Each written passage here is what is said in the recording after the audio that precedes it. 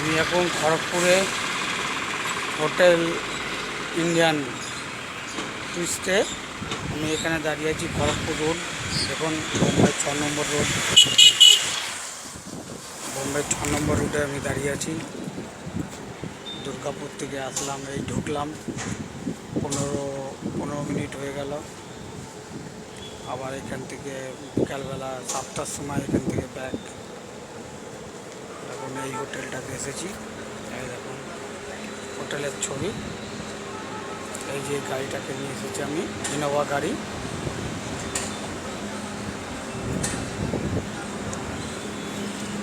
দেখুন গাড়ি, এই যে এই ইনোভাটাকে আমি নিয়ে এসেছি, ইনোভা গাড়িটাকে। দেখুন